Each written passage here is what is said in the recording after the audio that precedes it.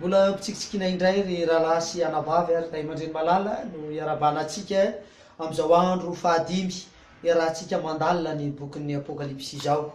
Ary mino sy mananteny zahay fa efa tao anatin'ny fidirana lalandalina ao anatin'izany boky zany tsika, ka efa nandray hery, nandray fanabeazana ary nandray antoka sy toky ihany koa ny amin'ny famonjena tao anatin'ny fandiniantsika ny bokin'ny apokalipsy dy.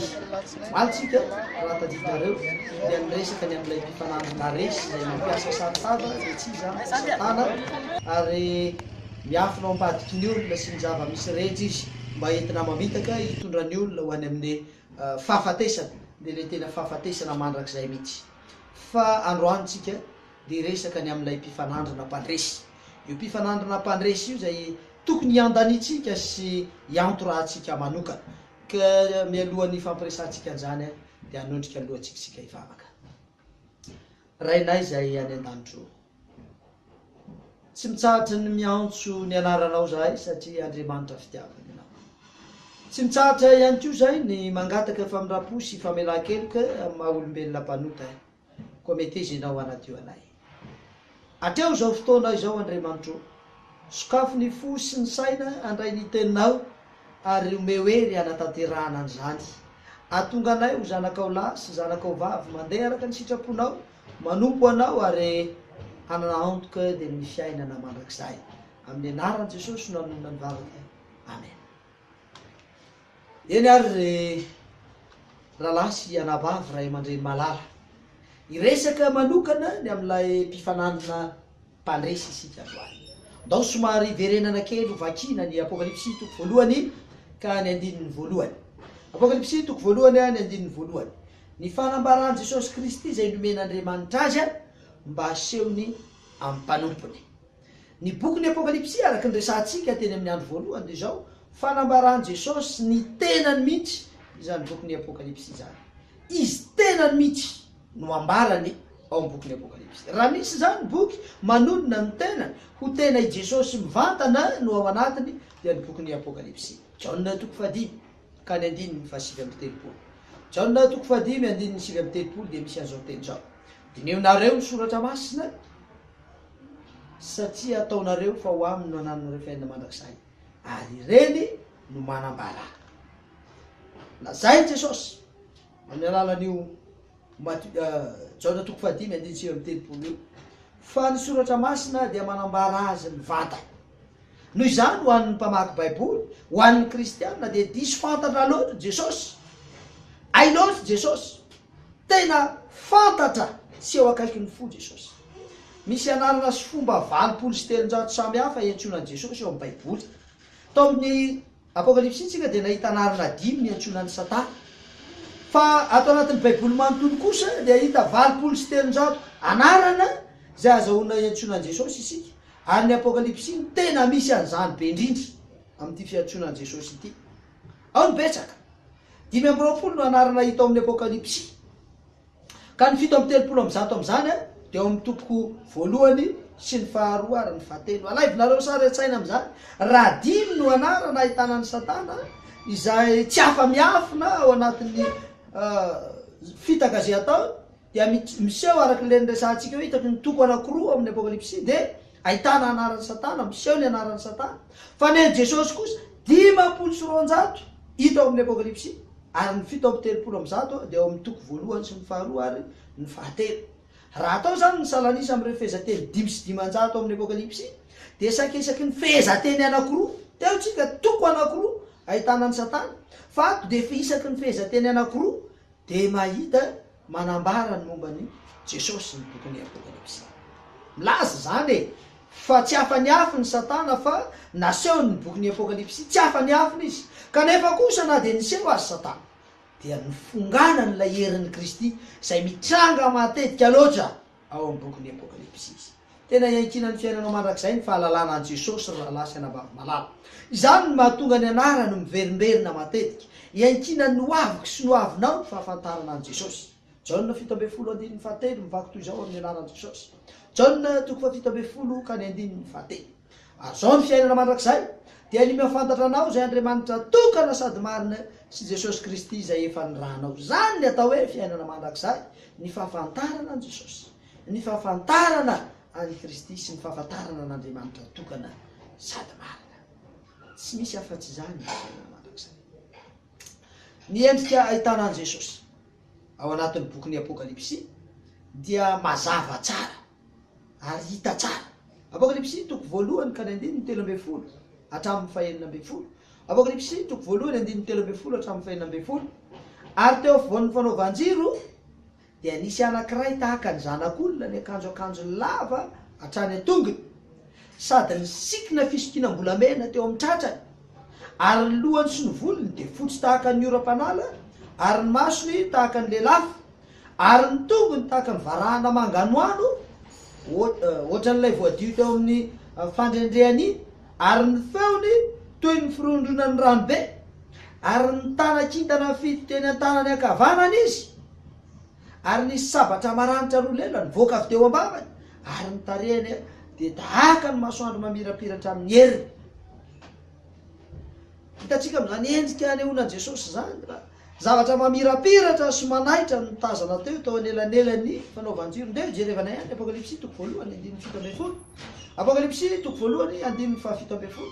Ary raha nahita azy aho dia laviny akohoka tahaka ny maty, fa izy nanendra tamin'ny tany ankavanana ka nanao hoe aza matahotra. Izany voalohany sy ny farany. Dia ny 1:20 amin'ny Apokalipsy toko voalohany dia ilay velona efa maty nefa indro velona mandrakizay sady manana ny fanalahidin'ny fiaina tsy hita. Hitantsika amin'izany fa rehefa niseho tamin'ny endrika mamirapiratra sy endrika manaitra Jesosy Kristy dia nanao fanambarana izy fa efa maty ka velona, manana ny fanalahidin'ny fahafatesana mandrakizay, manana ny herin'ny fandreseny Jesosy Kristy, manana antoka ny amin'ny fiainana mahavonjy dia ilay lanitra vaovao sy tany vaovao. Ny Mateo toko 4:1-5.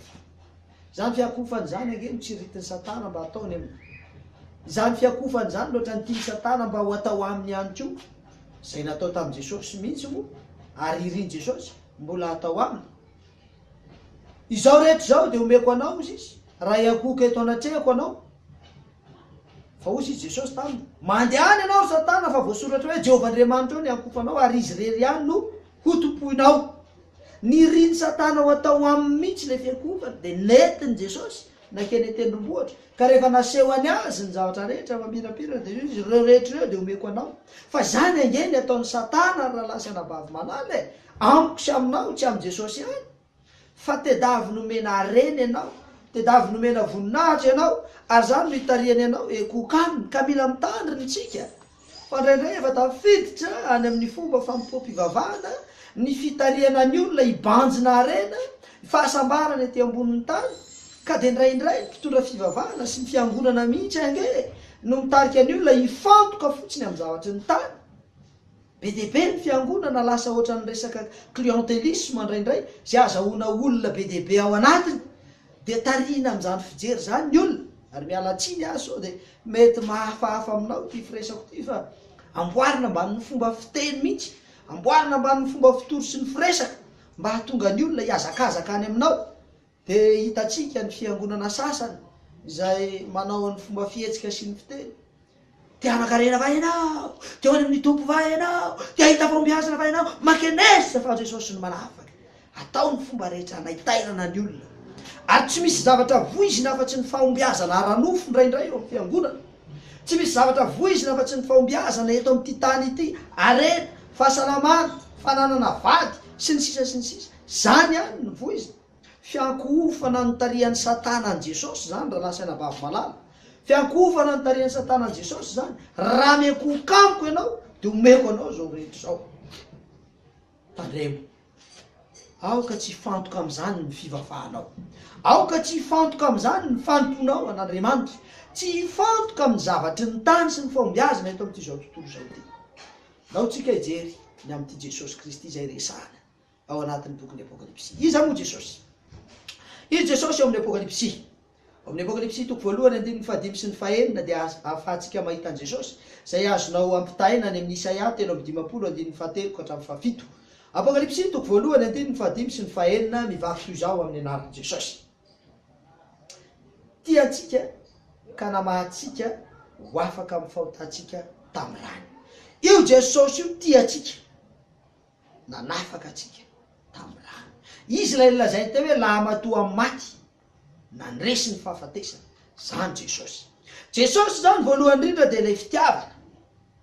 Ny zavatra nataony dia tsy maimaika ny amin'ny hoe fahombiazana amin'ny tany, fa namahatsika tamin'ny fatora ny fahotana. Nitsangana tamin'ny maty izy mba ho santatry ny fitsanganana ho any amin'ny fiainana mandrakizay. Apokalipsy toko voalohany andiny valo ambin'ny folo. Apokalipsy toko voalohany andiny valo ambin'ny folo mivaky toy izao amin'ny anaran'i Jesosy. Ilay velona efa maty anefa indro velona mandrakizay sady manana ny fanalehidiny ny fahafatesana sy ny fiaina tsy hita. Manana ny fanalahidiny ny fahafatesana sy ny fiaina tsy hita. Zany le Jesosy zay vavahantsika. Zany no mahatonga atsika hiankohoka amin'ny Jesosy. Zany no mahatonga atsika hamantatra amin'ny Jesosy. Satria any aminy ny fanalahidiny lavaka tsy hita. Mifehy ny tantaran'izao tontolo rehetra izao amin'ny alalan'ny fiainam-piangonana Jesosy. Mifehy ny tantara amin'ny alalan'ny fiainam-piangonana. Dao jerentsika indray ny Apokalipsy toko voalohany andiny sivy ambin'ny folo sy ny faharoapolo. Apokalipsy toko voalohany ny andiny fahasivy ambin'ny folo sy ny faharoapolo mivaky toy izao amin'ny anaran'i Jesosy.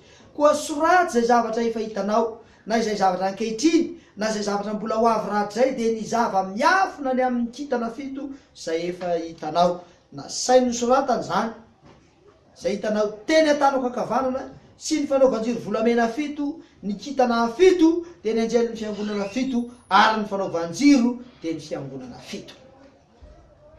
Zany zavatra nasain'i Jesosy ny soratany zao. Nandrany ny anjely mba ho soratany. Vavolombelona mahatoky sy mariny Jesosy. Nanatso maso izy. Tsy misy zavatra izay namboamboariny. Ary tsy hoe teny fa nanatso maso hatreny amboalohany ka hatramin'ny farany. Ny tantara zay nisy nanomboka tany amin'ny famoronana sy zay mbola ho fiainana mandrakizay. Apokalipsy toko fahatelo ny andiny efatra ambin'ny folo. Apokalipsy toko fahatelo andiny efatra ambin'ny folo dia izao nivakiny amin'ny anaran'i Jesosy. Ilay vavolombelona mahatoky sy marina zay ny andohany zao zavatra noarian'Andriamanitra izao. Azonao jerena ny Jaona valo ambin'ny folo andiny fito amby telopolo. Jaona valo ambin'ny folo andiny fito amby telopolo zay mifandrindra tsara amin'izany tenin'Andriamanitra izany. Ary araka ny tenentsika teny am-piandohana moa dia ambom-piaonany boky rehetra mihitsy ny bokin'ny Apokalipsy. Ka dia misy hevitra izay manamafy an'izany hoe mahavavolombelona mahatoky sy marina Jesosy zany any amin'ny Daniel. Daniel toko faharoa andiny sivy ambin'ny folo ka hatramin'ny telo amby roapolo. Daniel toko faharoa andiny sivy ambin'ny folo ka hatramin'ny telo amby roapolo sy ny Daniel toko faharoa andiny fito amby roapolo sy ny valo amby roapolo manamafy an'izany. Io Jesosy io ihany, lay manana ny fanalahidiny lavaka tsy hitanono, lay vavolombelona nanatry maso hatrany amin'ny fiandohana ka hatramin'ny fiafarana. Io Jesosy io ilay mitaona atsika hiala amin'ny fangadran'ny Ioda, dia io ihany lazain'ny Apokalipsy toko voalohany andiny enina ambin'ny folo. Ary ny sabatra maranitra roa lela nivoaka avy teny am-bavany. Manana ny sabatra roa lela io Jesosy io. Io Jesosy io manana ny sabatra roa lela. Ary ade somary handalina kely isika any amin'ny Hebreo toko faefatra andiny roa ambin'ny folo. Hebreo toko faefatra ny andiny faharoa ambin'ny folo. Fa velona sy mahery ny tenin'Andriamanitra ka maranitra noho ny sabatra roa lela, ka mahay mamantatra ny eritreritra sy ny fisainany fo. Amafisiny Apokalipsy roa amby roapolo andiny ny enina ambin'ny folo sy ny valo ambin'ny folo ary ny sivy ambin'ny folo zany teny zany. Velona sy mahery ny tenin'Andriamanitra ka maranitra noho ny sabatra roa lela, ka mahay mamantatra ny eritreritra sy ny fisainany fo. Ay zany ilay sabatra roa lela hita teny amin'ny vavan'i Jesosy dia tsy inona fa ny tenin'Andriamanitra mihitsy. Ny tenin'Andriamanitra mihitsy ny teny am-bavany. Raha izay rehetra mamaky ny tenin'Andriamanitra sy mandalina ny tenin'Andriamanitra zany, raha lasy anavavy, ray aman-dreny malala dia izao tena miaino ny afatra avy any am-bavan'i Jesosy. Raha tsy olona ny resaka ao anatin'izany teny rehetra izany, dia Jesosy mihitsy ilay Jehova. Fampitanan'ireo andiny momba ny Jehova voalaza ny testamenta taloha sy ny voalaza ny Apokalipsy momba ny Jesosy no andeha ho jerevantsika. Satria ao no ahitantsika hoe i Jesosy iza marina fa izy no Jehova. Ndao hijery isika ao anatin'izany fampitana izany. Isaia efatra amby efapolo andiny fahaenina. Isaia efatra amby efapolo ny andiny fahaenina. Zao lazain'i Jehova tompo mpanjakan'i Israely dia Jehova tompony maro-mpanavitra azy. Izany voalohany ary izany farany ka tsy misy Andriamanitra afa-tsy zany. raha namaky ny apokalipsitsika dia nilaza jesosy fa izy no alpha sy omega, izy ny voalohany sy ny farany. Ato amin'ny mpaminany Isaia ndray dia mahita ny 7:1 fa Jehova tompo mpanjaka ny Israely no miteny, de Jehova tompony maro mampiasa ny teny hoe Yahvé, ilazana n'ilay Andriamanitra nary ny lanitra sy ny tany. De izy no miteny fa mpanavitra, izy lay vavolombelona, izy lay voalohany, izy lay hatramin'ny farany, tahaka ny ahitanan'i Jesosy. Zany toko sy andininy zany de ahitantsika rehefa ampitaina fa lay Jesosy mihitsy ange no Jehova, izy mihitsy no Jehova. Apokalipsy 1:7-10. Ary raha nahita azy a de laviny ankoka tahaka ny maty, fa izy nanendry tamin'ny tanany ankavanana ka nanao hoe aza matahotra, izany voalohany sy ny farany. Ny 9:20 amin'ny Apokalipsy 1 de ilay velona efa maty anefa indro velona mandrakizay sady manana ny fanalahidiny fiainantsika. Efa averimberintsika foana io toko sy andininy io, averimberintsika foana io lay voalohany sy ny farany maty fa velona. De andao hoe jerentsika ny Isaia 5:30, Isaia 5:30. Indro Andriamanitra reo ho avy mitondra famalina dia ny famalian'Andriamanitra, eny izy tokoa no ho avy ka hamonjy anareo. Andriamanitra reo ho avy mitondra famalina, de ny famalian'Andriamanitra eny izy tokoa no ho avy ka hamonjy anareo. Mpanao ny asa mpamonjena Jesosy Kristy, manao ny asa mpamonjena hanavitra atsika, hanala atsika ao amin'ny fatorany fahamasina. Apokalipsy 2:20 sy ny 4:20 ary ny 20. Apokalipsy 2:20 sy ny 4:20 ary ny 20 zay mivaky toy zao amin'ny anaran'i Jesosy. Indro avanganary eto amiko ny famaliko, mba hamaliko ny olona rehetra araky ny asiny, izany alpha sy omega, no voalohany sy ny farany, ny fiandohana sy ny fiafarana. Iza Jesosy naniraka ny anjeloko anambara andreo zavatra ireo ho an'ny fiangonana. Jesosy no milaza ny tenany lay alpha sy omega, naniraka nandefa ny afatra ho an'ny fiangonana.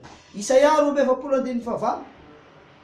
Izany Jehova, izany ny anarako, ka ny voninahitra tsy omeko ny hafa na ny fiderana ho an'ny sarin-javatra positra.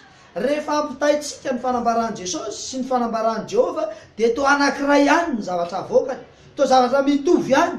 De te ilaza amitsika zany teny zany fa tsy izy akory ty Jesosy Kristy zay eketsika sy arahantsika ity, fa izy ihany lay Jehova. Apokalipsy ihany ka ny toko 5 no jerevantsika de ny 2:12.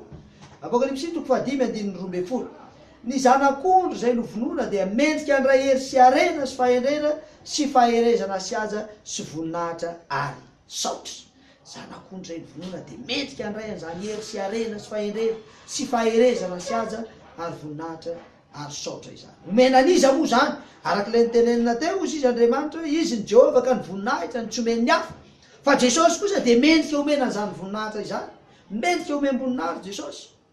Andriamanitra ny teny fa tsy omen'ny hafa ny voninahitra, kanefa dia Jesosy mendrika an'izany. Iza moa zany Jehova? Jehova dia Jesosy ihany, Jehova Jesosy, izy ihany lay Andriamanitra lehibe. Tao jerentsika Jeremia 7:20. Jeremia 7:20. Iza Jehova ny mpandinika ny fo sy mpamantatra ny vo, mba hanome ny olona rehetra araky ny aleany avy dia araky ny vokatry ny asany. Averiko indray mandeha. Iza Jehova no mpandinika ny fo sy mpamantatra ny vo, mba hanome ny olona rehetra araky ny aleany avy dia araky ny vokatry ny asany. Jehova no miteny ito. Tao ndray jerentsika ny fanambarany Jesosy amin'ny Apokalipsy 2:13. Apokalipsy 2:13. Ary ny fiangonana rehetra dia alala fa izany no mandinika ny vo sy ny fo ary omeko araky ny asanareo avy ianareo rehetra. Rehefa jerena zany zay fampitahana an'ilay Jehova Andriamanitra sy Jesosy Kristy zay, dia hita mihitsy ny mahiray azy. Apokalipsy 2:13. Ary ny fiangonana rehetra alala fa izany mandinika ny vo sy ny fo ary omeko araky ny asanareo avy ianareo. Zay le fanambarana anankiray. Ary raha mijery ny Daniel 7:7 sy ny 10, mbola nijery ihany a mandra-pametraka seza fiandrianana, ary ny fahavolany no mipetraka teo, ny fitafiny dia fotsy toy ny fanala ary ny volondohany toy ny volon'ondry fotsy madio. Arivo ny nanompo azy nipetraka ny mpitsara ary ny velarina ny boky. Ary teo afovoan'ny fanaovan-tsiro dia nisy anankiray tahaka ny zanak'olona, ny akanjo lava hatrany amin'ny tongony sady ny sikina fisikinam-bolamena teo amin'ny tratrany, ary ny lohany sy ny volony dia fotsy tahaka ny oram-panala. Ny Apokalipsy 1:13-14 no ahitantsika an'izany teny zany. Eto zany de hitatsika zay endrika isehoany lay Jehovah Andriamanitra sy Jesosy Kristy mahay azy zay. Andaotsika hiazakazaka ihany. De hijery ny Hébreu 1:1-5. Hébreu 1:1-5. Ary raha mitondra ny lamatoa am'izao fiainany zao ndray de hoy izy, ary aoka ny anjerin'Andriamanitra hiakoka eo anoloany. Natao hiankofana ity Jehovah Andriamanitra ity. Apokalipsy 7:7-10. De niankohoka teo amin'ny tongony aho mba hivavaka aminy, ary hoy izy tamiko, tandremo aza manao izao fa mpanompo namanao ihany aho, sady namandreo rahalanao zay mitana ny filazanan'i Jesosy Andriamanitra ihany. Azafady, Andriamanitra ihany no ivavao, fa ny filazanan'i Jesosy no fanahy amin'ny faminaniana. Raha natao hiankofana zany lay Jehovah Andriamanitra, de natao hiankofana koa Jesosy Kristy. Azany mihitsy ny nataony John rehefa niteny taminy anjely hoe zange tsy mendrika hiankofana, any amin'ny Jesosy miankofa. Apokalipsy 1:1-5. Zany alfa omega hoy ny tompo Andriamanitra, ilay ankehitriny sy taloha ary ho avy de ny tsy tompo. Efa tenentsika matetika foana io toko sy andininy io. De toizatsika amin'ny Apokalipsy 2:13-13. Izany no alfa omega, ny voalohany sy ny farany, fiandohana sy ny fiafarana. Iza Jesosy naniraka ny anjeliko hanambara an'ireo zavatra ireo. Jesosy Kristy, lay tompo mpahefana, tompo mpanapahakevitra, nandefa ny afatra ho any amin'ny vahoakany. Jesosy ilay Andriamanitra, Jesosy mihitsy ilay Jehovah tany an-danitra. Akoatran'izay, iza le Jesosy? Izy io Jesosy io. Apokalipsy 1:1-7. Apokalipsy 2:20-7. Ny Apokalipsy 2:12. Ny Apokalipsy 2:17. Ny Apokalipsy 2:20. Dia voatanisa impito eo amin'ny toko farany io fa ho avy indray Jesosy. Zany hoe Jesosy lay ho avy indray. Rehefa mandinika ny Apokalipsy zany tsika akoatran'ny Jehovah Andriamanitra ny Jesosy mihitsy, de izy koa lay Jesosy mbola ho avy indray. Voalaza amin'ny Hébreu 7:7-9. Koa dia mahavonjy tokoa izay manantona an'Andriamanitra amin'ny alalany izy, satria velona mandrakizay hanao fifonana ho azy. Ny asan'i Jesosy Kristy amin'izao fotoana zao dia manao fifona. Asan'ny apôstôly 2:12. Ary tsy misy famonjena amin'ny hafa, fa tsy misy anarana hafa ambany lanitra nomenan'ny olona izay azahoantsika famonjena. Hanaovana fifonana Jesosy mba azahoana famonjena. Ary tsy misy fomba hafa, tsy misy olona hafa, tsy misy zavatra hafa izay azontsika hangatana fifonana sy hanaovana asa fanelanelana any amin'ny fivavahana afa-tsy amin'ny Jesosy irery ihany. Jesosy ilay Andriamanitra, Jesosy lay ho avy indray. Ary io Jesosy io ihany lay mpandresy azo antoka. Ny Apokalipsy 5:5. Indro ny liona avy tamin'ny firenen'ny Joda, de ny solofiny Davida no efa naharesy ka hanokatra ny boky sy hamaha ny tombo-kasehany fito. Jesosy lay ho mpandresy. Io lay tokony andaniana izay nandresy an'ny Satana. Aoka hiandany amin'ny Jesosy izay mpandresy isika, satria izy no azo antoka avonjy atsika. Aoka ho azonao antoka raha lasa navavy malala. Fa io Jesosy Andriamanitra, io Jesosy izay mpanao fifonana, io Jesosy izay mpandresy, io Jesosy lay ho avy io no mendrika hitany lany, io no mendrika ho arahana. Ary ny fahamarinana amin'ny bokin'ny Apokalipsy no itariany atsika mba halalan'ireo tsy ambaratelo ny fanjakany. Aoka hanantona an'izany Jesosy zany ianao, mba tena etaetanao ve, fanirinao ve ny andany amin'izany Jesosy zany. Amin'ity hariva ity dia aoka andray fanapahan-kevitra ianao mba ho tena mpandova ny fiainana mandrakizay ary andany amin'ny Kristy izay mpandresy ivavaka isika.